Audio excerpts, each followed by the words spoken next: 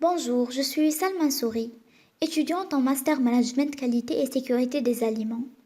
Le sujet que je vais vous présenter est intitulé Gestion du risque de contamination Covid-19 dans les industries.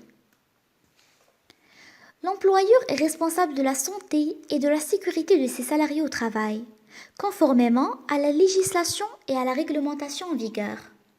À cet effet, il doit mettre en place des actions sanitaires spécifiques au risque Covid-19, de nouvelles modalités organisationnelles, des actions d'information, de sensibilisation des salariés, ainsi qu'un protocole de prise en charge d'un salarié contaminé ou présentant des signes de la maladie. Les salariés, pour leur part, ont la responsabilité de prendre soin de leur sécurité, de leur santé et de celle des autres personnes en lien avec le travail. L'employeur est tenu d'élaborer un plan de prévention. À ce titre, il doit évaluer le risque de contamination de l'environnement de travail entre les salariés, les sous-traitants, les usagers et les visiteurs, et mettre en place des mesures correctives. En effet, le plan intègre les étapes de mise en œuvre et de suivi des mesures de prévention qui seront adoptées durant cette période. Le plan doit comporter notamment les axes suivants. Premièrement, une synthèse de l'évaluation de risque de contamination de l'environnement de travail.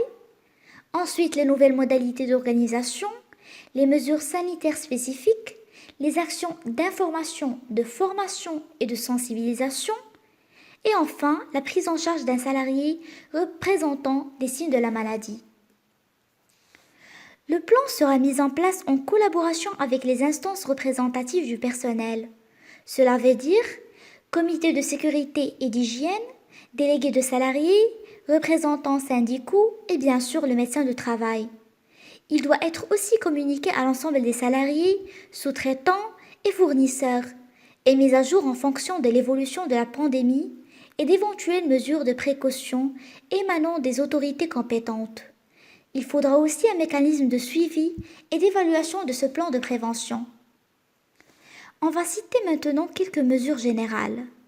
Premièrement, le maintien autant que possible du télétravail, éviter le regroupement des personnes, prise de température systématique à l'entrée, limiter autant que possible l'accueil des visiteurs extérieurs, désinfection périodique des locaux techniques et des bureaux, affichage des consignes de sécurité, la sensibilisation des employés et bien sûr le port du masque qui est obligatoire. Marquage au sol délimitant le périmètre d'intervention avec distanciation de plus de 1 mètre, s'assurer de la disponibilité des produits et fournitures nécessaires au respect des consignes sanitaires, bien sûr en quantité suffisante, mise en place d'un questionnaire d'audit sanitaire Covid-19 réalisé avec une fréquence hebdomadaire. Et je vous remercie pour votre attention.